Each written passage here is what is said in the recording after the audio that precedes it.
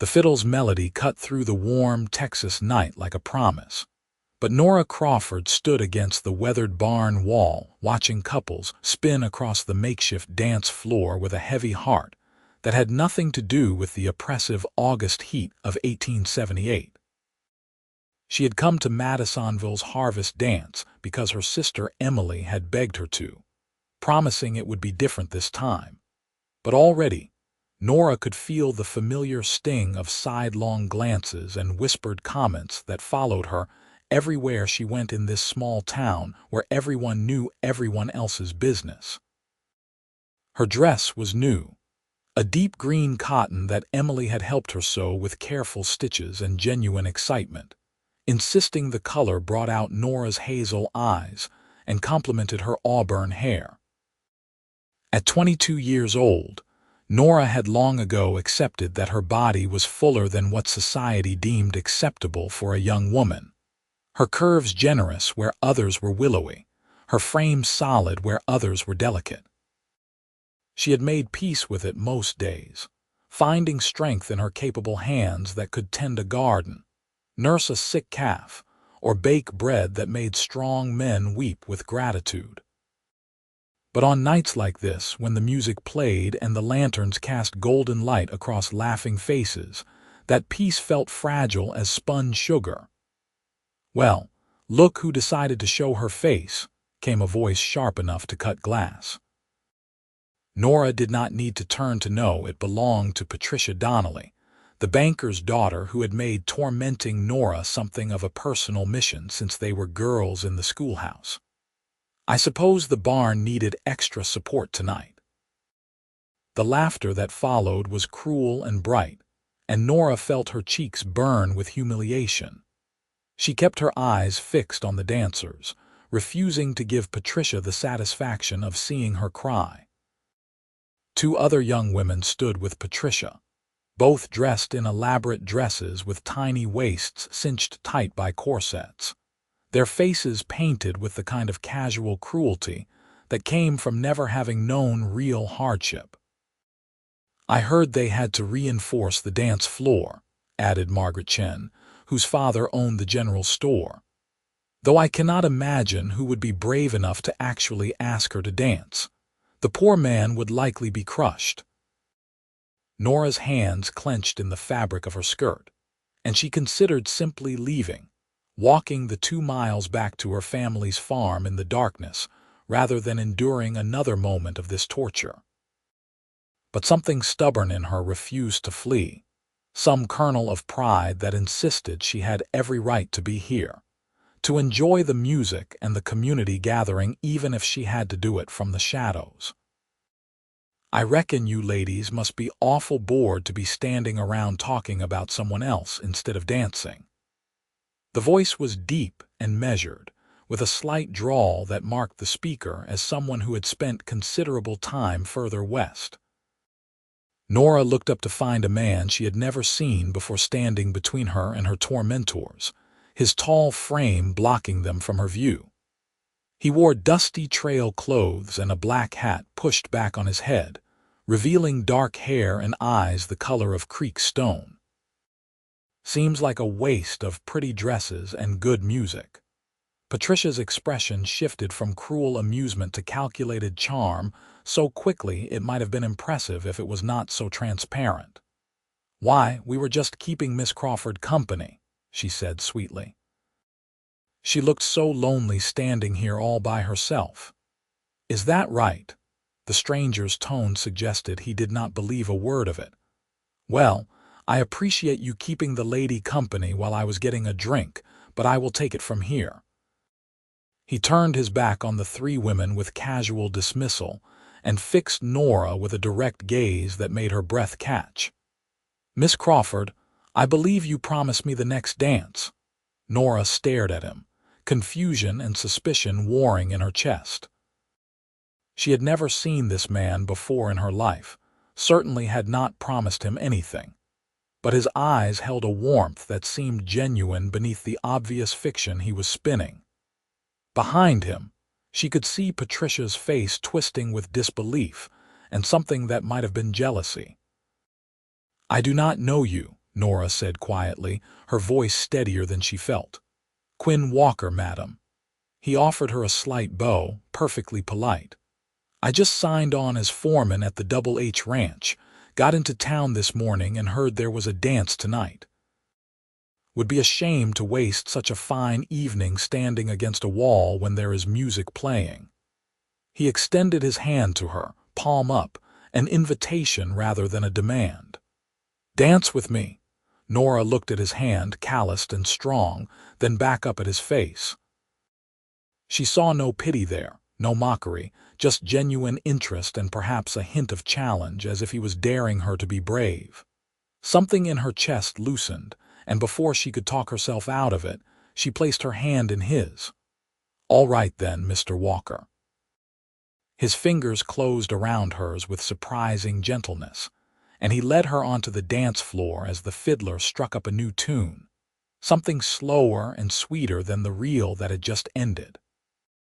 Nora was acutely aware of every eye turning toward them, of the whispers that rippled through the crowd like wind through wheat. Her heart hammered against her ribs, and her first instinct was to pull away, to save them both the embarrassment. But then Quinn's hand settled at her waist, steady and sure, and his other hand held hers with a confidence that seemed unshakable. "Just look at me," he said quietly, for her ears alone. "Everyone else can disappear if you let them." They began to move, and Nora was surprised to find that Quinn was an excellent dancer, leading her through the steps with an easy grace that made her feel lighter than she had in years. He held her like she was something precious, his touch respectful but unmistakably present, anchoring her to the moment. She could feel the solid strength of him, the warmth of his hand through the fabric of her dress, and slowly, incrementally, she began to relax into the dance. "You are very good at this," she said, finding her voice again. "My mother insisted all her sons learn to dance properly," Quinn replied, a hint of humor in his eyes. "Said it was the mark of a gentleman and we might be cowboys, but we were not going to be barbarians." "How many brothers do you have?" "3. All younger, all terrible dancers despite mother's best efforts.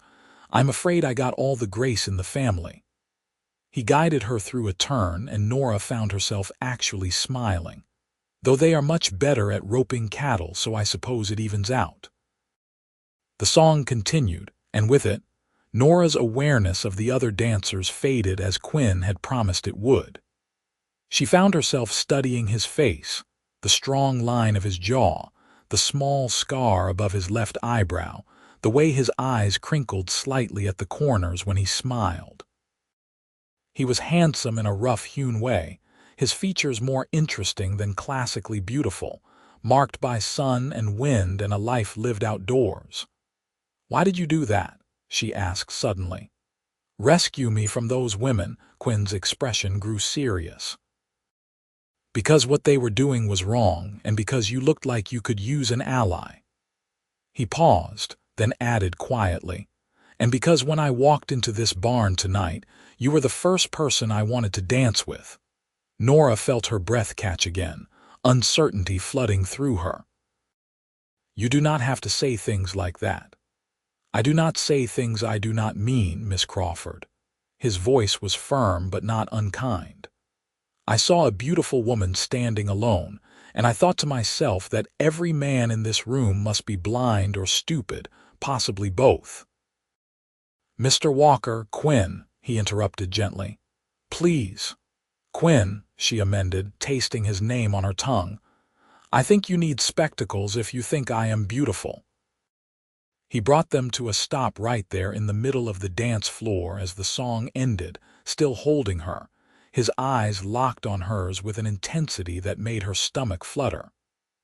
"I think you have been listening to the wrong people for too long," he said. "And I think you have no idea how lovely you are when you smile." Before Nora could form a response to that, another song started, this one faster and more energetic. Quinn grinned and swept her back into motion, this time with more flair and obvious enjoyment.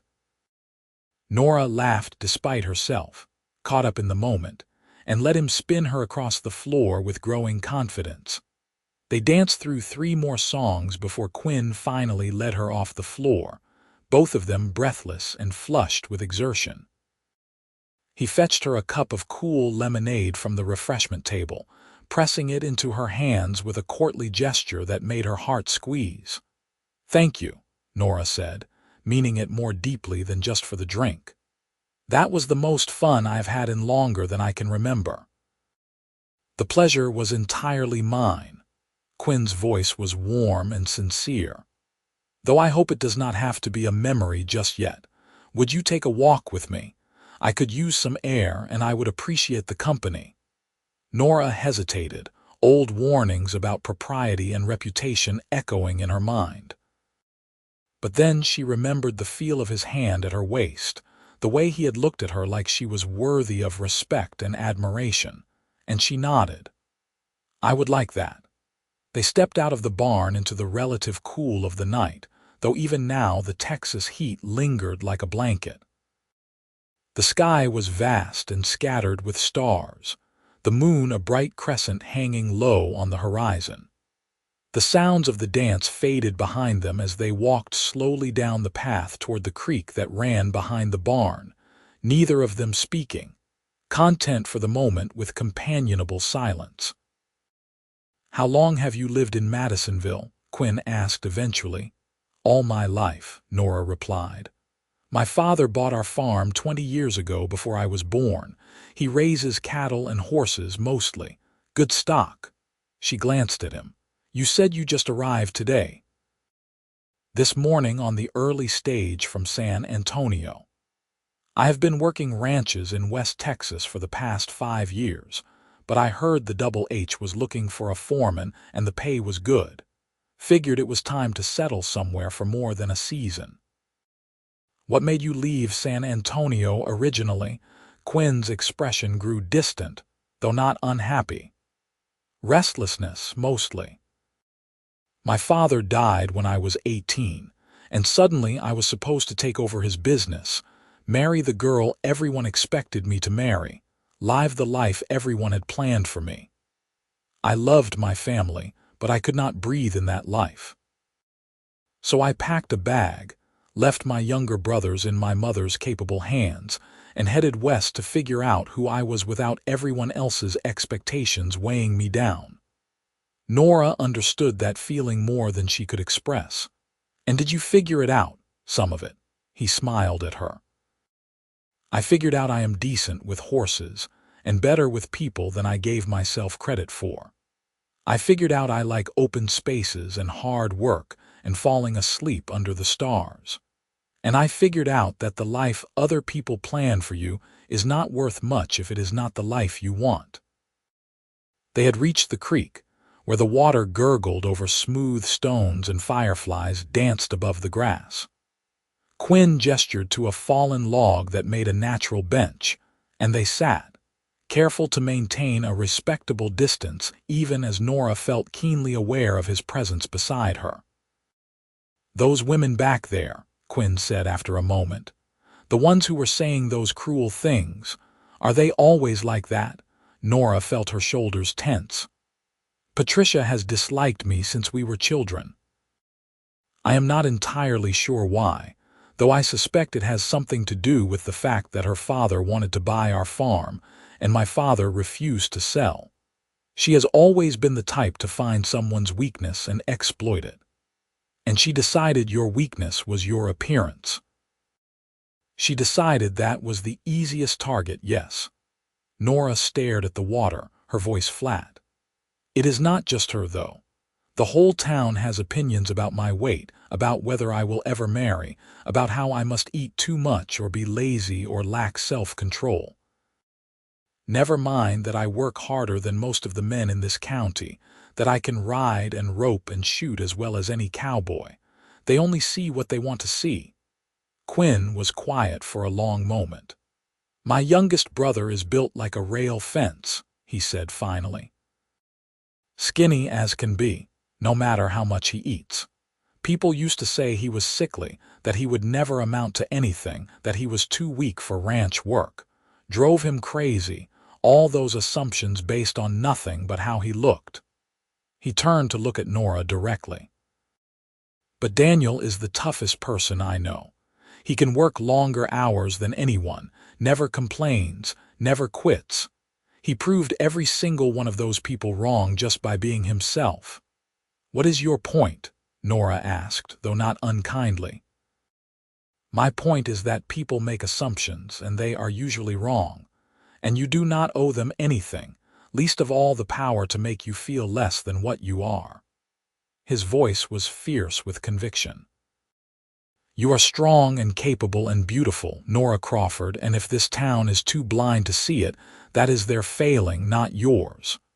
Nora felt tears prick at her eyes, unexpected and unwelcome. You do not know me well enough to say that. Maybe not yet, Quinn conceded.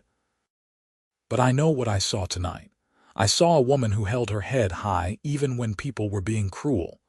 I saw someone who was brave enough to dance even though she was afraid. I saw kindness in your eyes and strength in the way you carry yourself. He reached over and very gently took her hand. And I would very much like to know you better if you will let me. The touch of his hand sent warmth flooding through her, and Nora looked down at their intertwined fingers, his skin dark against hers from years in the sun. Why? She whispered. Why me? Because when you smiled during that second dance, it felt like watching the sun come up, Quinn said simply. And because I have spent 5 years wandering, and tonight, sitting here with you, is the first time I have felt like I might have found something worth staying for. Nora's heart was beating so hard she was certain he could hear it. Part of her wanted to pull away, to protect herself from the inevitable hurt when he realized he had made a mistake, when he saw her the way everyone else did. But a larger part of her, the part that had yearned for years to be seen and valued and wanted, could not quite bring herself to let go of his hand. I am afraid, she admitted quietly. I am afraid you will wake up tomorrow and wonder what you were thinking. I am afraid you will decide I am not worth the trouble, Quinn countered. But I figure the only way either of us finds out is if we are brave enough to try. They sat there by the creek for another hour, talking about everything and nothing. Quinn told her about his travels through West Texas, about the cattle drives and the wild horses and the vast emptiness of the plains. Nora told him about her family, about her father who treated her like a partner rather than just a daughter, about her mother who had died when Nora was 15 and left a hole that had never quite been filled, about Emily who was 2 years younger and getting married in the fall to a kind farmer from the next county over. The conversation flowed easily between them, and Nora found herself laughing more than she had in months, enchanted by Quinn's dry humor, and the stories he told with such vivid detail she could almost see the places he described. He listened when she spoke with an attention that felt rare and precious, asking questions that showed he was genuinely interested in her thoughts and opinions. Eventually, they heard the sounds of the dance breaking up, families calling to each other and wagons creaking to life. Quinn walked Nora back to the barn where Emily was waiting with her fiancé Thomas, both of them looking surprised but pleased to see Nora with a handsome stranger at her side. This is Quinn Walker, Nora said, trying to keep her voice casual even as her heart raced. He just arrived in town today. Quinn, this is my sister Emily and her intended, Thomas Bennett. Quinn shook hands with Thomas and tipped his hat to Emily with perfect politeness. Pleased to meet you both. Your sister is excellent company. Emily's eyes were dancing with curiosity and delight. Any friend of Nora's is welcome at our farm, she said warmly. Will you come to Sunday dinner this week, Mr. Walker? We would love to have you.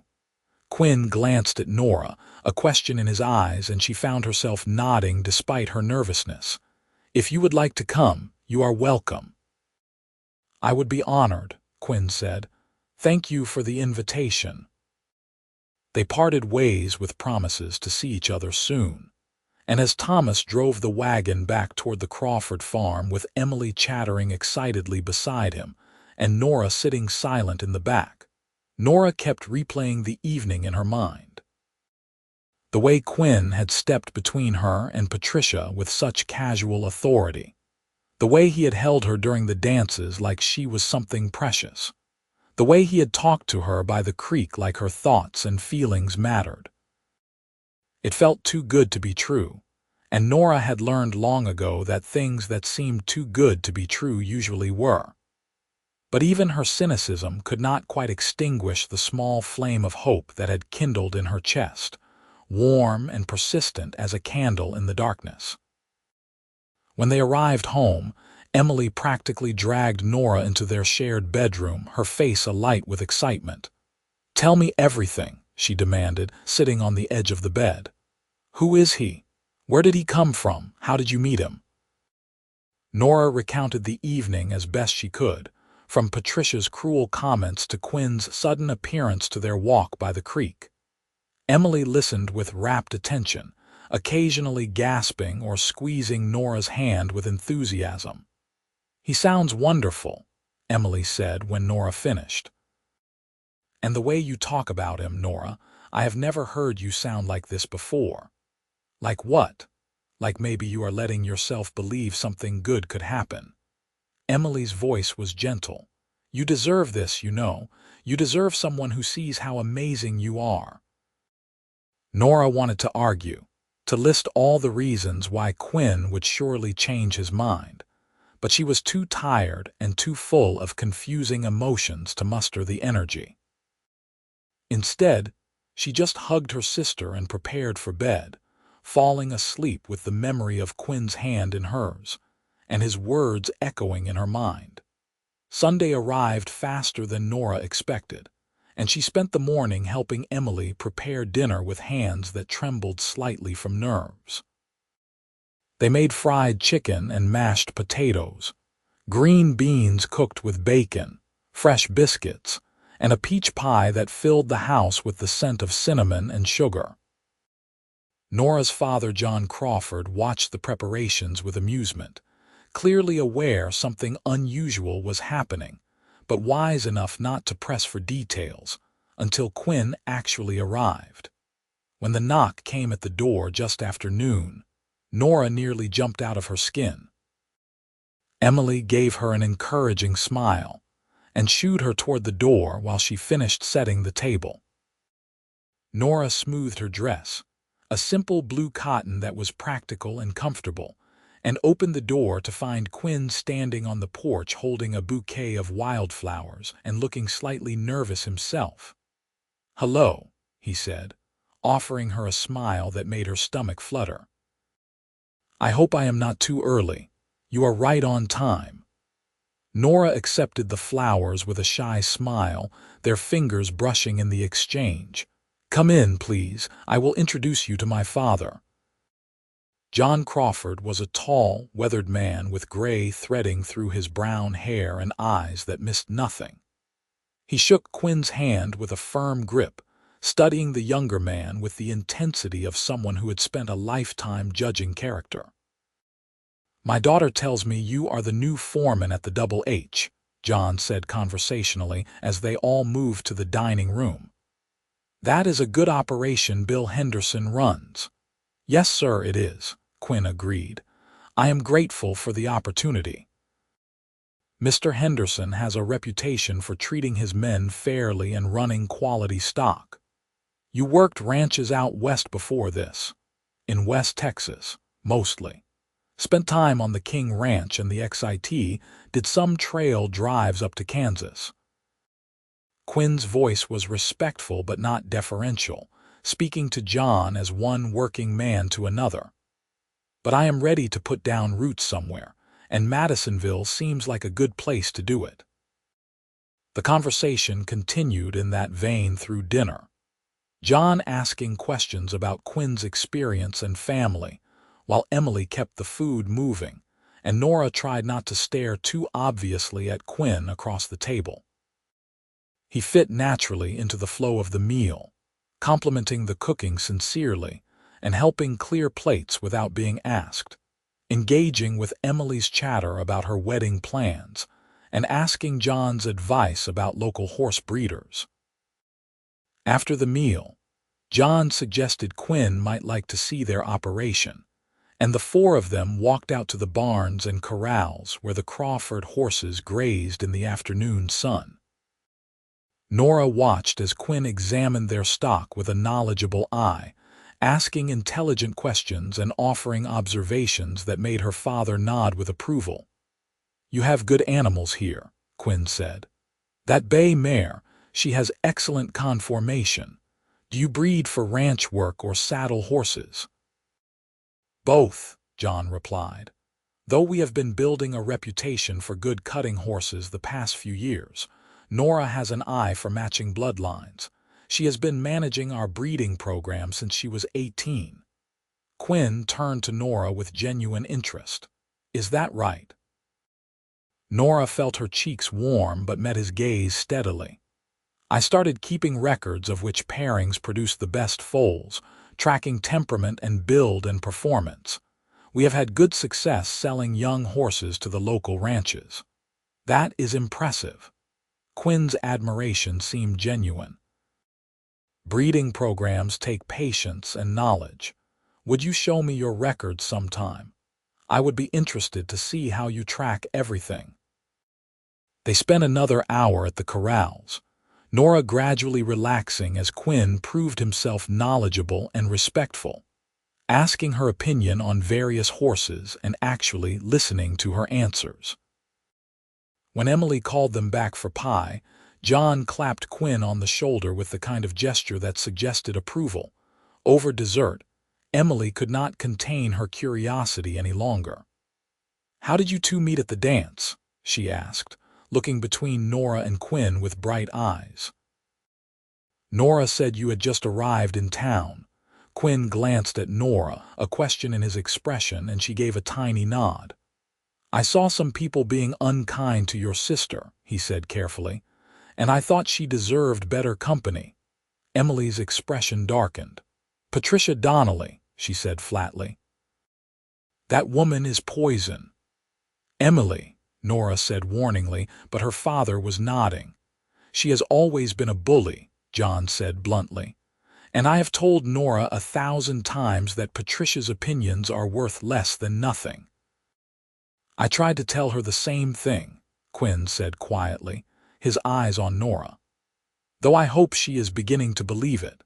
The warmth in his voice made Nora's chest tighten, and she stared at her pie to avoid the knowing looks Emily and her father were exchanging. After dessert, Quinn helped with the dishes despite protests, and then Nora walked him out to his horse, a sturdy roan gelding tied to the porch rail. "Thank you for inviting me," Quinn said as they stood in the yard. "Your family is wonderful. They liked you too," Nora replied. "My father does not usually warm up to strangers so quickly." "I am glad." Quinn hesitated, then asked, "Would you let me court you properly, Nora? I know we have only just met, but I meant what I said by the creek. I would like to know you better, to spend time with you, to see if this feeling I have is the start of something real." Nora's heart was racing again, hope and fear tangled together so tightly she could not tell them apart. "What feeling?" she whispered. "Like I've been looking for you my whole life without knowing it," Quinn said simply. "Like maybe I rode into Madisonville for more than just a job." He took her hand gently. "Give me a chance to prove I mean what I say. Let me show you how I see you." Nora looked up at him, at the honest hope in his eyes and the steadiness of his presence, and made a decision that felt like stepping off a cliff into open air. "Yes," she said. "Yes, you can court me." Quinn's smile was brilliant and relieved, and he brought her hand to his lips in a gesture that was old-fashioned and sweet. "Thank you," he said. "You will not regret it, I promise." He mounted his horse and rode away with one last wave, and Nora stood in the yard watching until he disappeared down the road. Behind her, She heard Emily squeal with delight and rushed out to throw her arms around Nora's waist. "I am so happy for you," Emily said fiercely. "He is perfect, Nora." "Absolutely perfect. It has been 3 days," Nora protested, but she was smiling despite herself. "Sometimes 3 days is all it takes," Emily replied with the confidence of someone recently fallen in love herself. "I knew Thomas was the one for me after our second conversation." "When you know, you know." Nora was not sure she believed in that kind of certainty, but she could not deny the way her heart lifted at the thought of seeing Quinn again. He began coming by the farm several evenings a week after his work at the Double H was done, sometimes staying for dinner, sometimes just walking with Nora around the property, or sitting on the porch talking until the stars came out. They fell into an easy rhythm, their conversations ranging from serious discussions about their hopes and fears to silly debates about whether apple or peach pie was superior. Quinn proved to be a man of his word, treating Nora with consistent respect and admiration that gradually began to chip away at her defenses.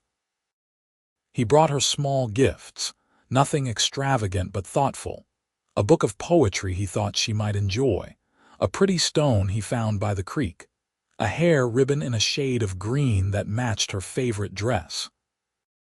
He always asked about her day and listened with genuine interest when she talked about the horses, or the farm work, or her worries about Emily leaving after the wedding.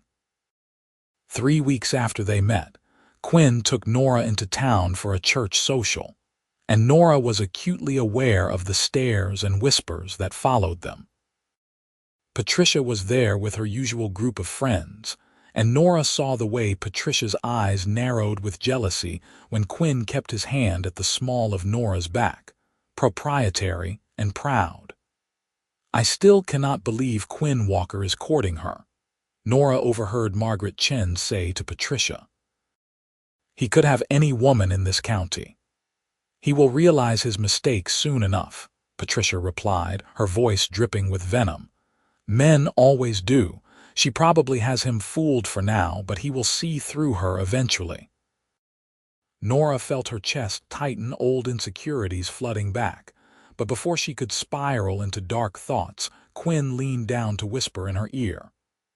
"Patricia Donnelly is staring at us like she just bit into a lemon," he said with amusement. "I think she is jealous." "Of what?" Nora asked automatically. "Of the fact that I am with the most interesting woman in this room and she is stuck making small talk with people as shallow as she is." Quinn straightened and took her hand. "Come on, let's go look at the quilts the ladies have been working on. I want your opinion on which one I should bid on for the auction."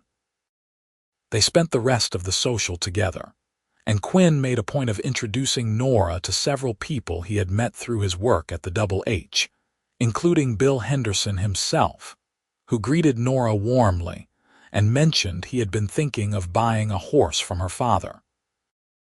By the time they left, Nora felt less like a target of gossip and more like part of a couple, a sensation that was both thrilling and terrifying. As summer faded into autumn, Nora found herself falling for Quinn in a way that felt inevitable and right, like water finding its level.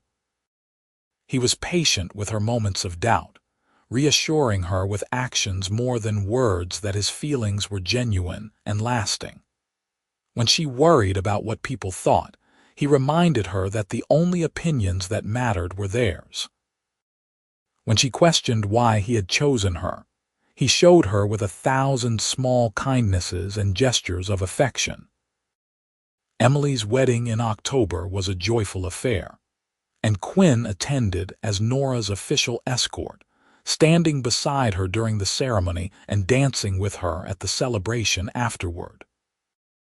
Nora caught her father watching them with a knowing smile, and later that evening, John pulled Quinn aside for a private conversation that made Quinn look both serious and pleased when they returned. "What did my father say to you?" Nora asked as Quinn drove her home in the wagon under a sky full of stars. He wanted to know my intentions, Quinn replied, and to make sure I understood that if I hurt you, he would make my life very difficult. Nora laughed despite herself. That sounds like him. I told him my intentions were entirely honorable, Quinn continued, his voice growing more serious, and that I had never been more serious about anything in my life. Nora's laughter faded, and she looked at Quinn in the moonlight, his profile strong and steady as he guided the horses. "Quinn, what are we doing?" she asked quietly. He pulled the wagon to a stop right there in the middle of the road and turned to face her fully. "I am falling in love with you, Nora Crawford," he said with simple honesty. "Have been since the moment I saw you at that dance. And I am hoping that maybe you are falling in love with me too." Nora's breath caught in her throat. She had been afraid to name the feeling that had been growing in her chest, afraid that putting words to it would somehow make it fragile and breakable. But looking at Quinn now, at the love and certainty in his eyes, she found her own courage. "I am," she whispered. "I am falling in love with you. I think I have been for weeks now. I was just too scared to admit it." Quinn's smile was radiant, and he reached over to cup her face in his hand, his thumb brushing gently across her cheek. "Don't be scared," he said softly. "I am not going anywhere. I am not going to wake up and change my mind. I am not going to see you differently. You are the woman I want, Nora. The only woman I want." Then he kissed her, gentle and sweet and full of promise, and Nora felt something inside her finally, fully believe. When they parted, she was smiling through tears she had not realized were falling. "I love you," she said, testing the words and finding them true and right. "I love you, Quinn Walker."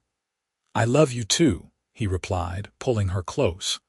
"And I am going to spend every day proving it to you for as long as you will let me." They sat there in the wagon for a long time, wrapped in each other's arms, talking quietly about the future. Quinn told her he had been saving his wages, that he had enough now to buy some land of his own and start building a house.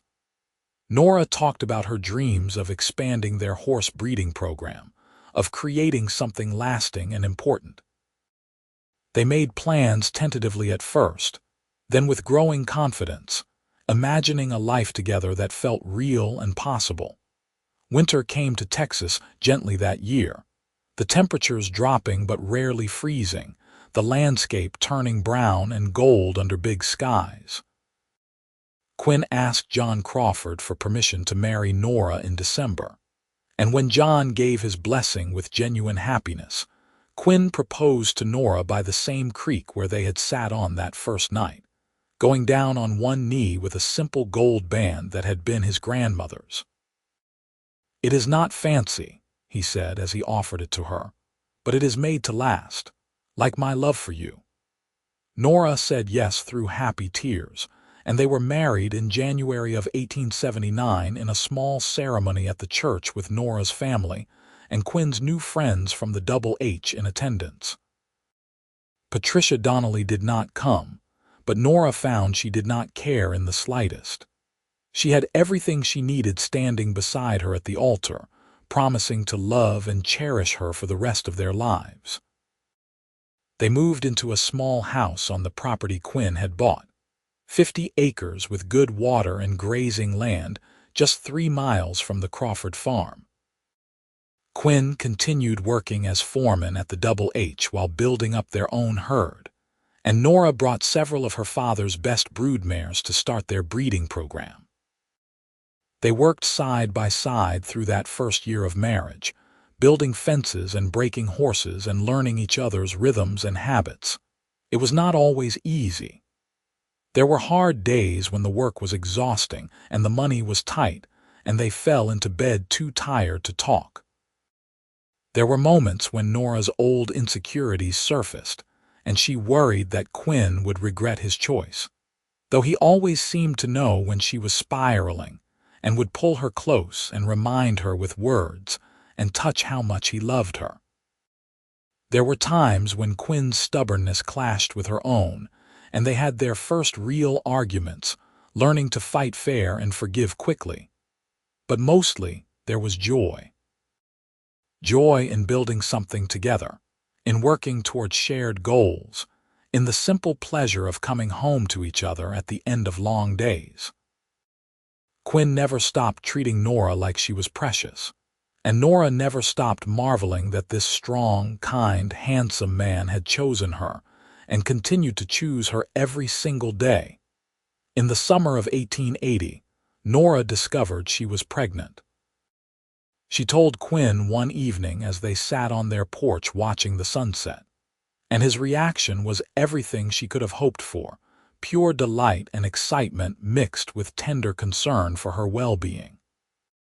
He became even more protective during her pregnancy, taking on extra work so she could rest, fussing over her in ways that were both endearing and occasionally annoying. Their son was born in March of 1881, a healthy baby boy with Quinn's dark hair and Nora's hazel eyes. They named him James, after Quinn's father, and Quinn held his son with hands that trembled slightly with the weight of new responsibility and overwhelming love. Nora watched her husband become a father and fell in love with him all over again, seeing the gentleness and patience he showed their child. Life settled into a new rhythm with the baby, busier and more chaotic but rich with meaning. Emily and Thomas visited often with their own growing family, and John Crawford was a doting grandfather who loved to hold James and tell him stories about the old days. The Double H continued to thrive under Quinn's management, and their own horse breeding program began to develop a strong reputation, with people coming from neighboring counties to buy their stock. When James was 2, they had a daughter they named Rose, and 2 years after that, another son they called Henry. Their house rang with the sounds of children's laughter, and their land flourished under their careful stewardship. Quinn expanded their holdings gradually, buying adjacent parcels when they came available, building their herd and their future one season at a time. On a warm evening in August of 1888, Nora stood on their porch watching her 3 children play in the yard while Quinn worked with a young horse in the corral. 10 years had passed since that harvest dance where everything had changed, and Nora found herself thinking about that frightened young woman who had stood against the barn wall, expecting nothing but cruelty. Quinn finished with the horse and walked over to join her, sliding an arm around her waist and pressing a kiss to her temple. "What are you thinking about?" he asked. "That dance," Nora said quietly. "The night we met, how different my life could have been if you had not walked into that barn." "I was just thinking about that too," Quinn admitted. "Though I was thinking about how lucky I was that you gave me a chance, that you were brave enough to trust me." Nora turned in his arms to face him fully, looking up at the man who had seen past her defenses and loved her for exactly who she was. "You made it easy to be brave," she said. "You held me like a queen, and you never stopped treating me that way." "Because that is what you are," Quinn replied, his voice rough with emotion. "My queen, my heart, my whole world." He glanced over at their children, James teaching Rose how to skip a stone while Henry toddled after them with determined steps. "This life we have built together, Nora, this is everything I ever wanted and things I did not even know to dream about." "Me too," Nora whispered, tears gathering in her eyes. "I never thought I could be this happy, never imagined someone could love me the way you do." "Then I will spend the rest of our lives making sure you never doubt it," Quinn promised, and kissed her as the sun set over their land, over the life they had built together through love and faith and stubborn determination. Patricia Donnelly had married a railroad executive and moved to Houston. Nora had heard through town gossip, where she was reportedly miserable and mean as ever. Nora found she could think about Patricia without anger now, almost with pity for a woman who had spent so much energy on cruelty and gotten nothing but loneliness in return. The years continued to pass, bringing challenges and triumphs in equal measure. There were droughts that tested their resources and winters that were harder than expected. They lost horses to illness and deals that fell through, had seasons when money was so tight they worried about making it to spring. But they faced everything together, Quinn and Nora, partners in every sense of the word. Their children grew into fine young people. James inherited his father's way with horses and his mother's head for breeding programs, taking over more and more of the operation as he got older. Rose was bright and determined, learning to read by age 4 and developing a passion for teaching that would eventually lead her to become Madisonville's school teacher. Henry was quiet and thoughtful, showing early signs of artistic talent that Quinn and Nora nurtured carefully, buying him paper and pencils and encouraging his sketches of the animals and landscapes around them.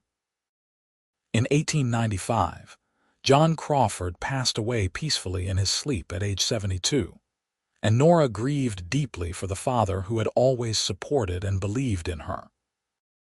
Quinn held her through the worst of her sorrow and helped her manage the integration of her father's farm into their own operation, honoring John's legacy by continuing his careful stewardship of the land and animals. Emily and Thomas remained close neighbors and dear friends, their children growing up alongside Quinn and Nora's, creating a web of family connections that strengthened them all. They celebrated holidays together and helped each other through hard times, building the kind of community Nora had always yearned for but never quite believed she deserved. On their 20th wedding anniversary in January of 1899, Quinn surprised Nora with a trip to San Antonio, arranging for Emily and Thomas to watch their children so they could have a week to themselves. They stayed in a proper hotel and ate in restaurants and walked through the streets like young courting couples, holding hands and laughing at private jokes. On their last evening, as they sat in a park watching the stars come out, Quinn pulled Nora close and kissed her temple. "Do you remember what I told you that first night?" he asked. "By the creek after the dance. You said a lot of things that night," Nora replied with a smile. "I said you were beautiful and strong and that I wanted to know you better." Quinn's voice was soft with memory. "And I said that sitting there with you was the first time I had felt like I might have found something worth staying for." "I remember," Nora whispered. "I was wrong," Quinn said, and when Nora pulled back to look at him in surprise, he smiled. "I did not find something worth staying for. I found everything. My home, my purpose, my heart. You are not just worth staying for, Nora. You are worth everything I have and everything I am." Nora felt tears slip down her cheeks, happy tears that came from a heart so full it could barely contain all the love she felt. "I love you," she said simply. "I will love you until my last breath and beyond. And I will love you just as long," Quinn promised. "My beautiful wife, my partner, my queen." They returned home to find their children thriving and their operation running smoothly, and life continued its steady forward march. James married a sweet girl from a neighboring ranch in 1903 and gave them their first grandchild the following year. Rose opened a small school in town that quickly gained a reputation for excellence. Henry's artwork began to attract attention, with several of his pieces displayed in the general store and eventually sold to collectors from as far away as Dallas. Quinn's hair turned silver at the temples, and Nora found laugh lines settling around her eyes and mouth. They aged together gracefully, their love deepening with each passing season, becoming something richer and more complex than the heady romance of their early days. They knew each other's thoughts and moods, could communicate with a glance, worked together with the kind of seamless cooperation that came from decades of partnership. In 1910, on a warm summer evening very much like the one when they first met 32 years earlier, Nora and Quinn sat on their porch surrounded by children and grandchildren who had come for Sunday dinner. James was there with his wife and 3 children, Rose with her husband and 2 daughters, Henry with his new bride. The yard was full of laughter and conversation, the smell of food cooking, the sound of family. Quinn reached over and took Nora's hand, their fingers intertwining with the ease of long practice. Nora looked at him and saw the young cowboy who had asked her to dance and held her like she was precious, saw the man who had never once made her feel less than worthy, saw her best friend and true love and the father of her children. "What are you thinking?" she asked softly. "That I am the luckiest man who ever lived," Quinn replied, "and that I would do it all again, exactly the same way, just to end up here with you." Nora squeezed his hand and leaned her head on his shoulder, watching the sun set over the land they had built together, surrounded by the family they had created through love and faith, and choosing each other every single day. She thought about the girl she had been at that dance, standing against the wall expecting nothing but cruelty, and the woman she had become through Quinn's steady love and her own hard-won belief in her worth. It had not been an easy journey, but it had been theirs, built on a foundation of respect and partnership and genuine love that had only grown stronger with time. And sitting there on the porch with Quinn's hand in hers and their family all around them, Nora knew with absolute certainty that she had found something rare and precious, something worth every moment of doubt and fear she had overcome to claim it. The cowboy had asked her to dance and held her like a queen, and he had never stopped seeing her that way, not for a single day in all the years they had been together. And Nora had learned to see herself through his eyes, to believe in her own strength and beauty and worth, to claim the happiness she deserved with both hands and hold on tight.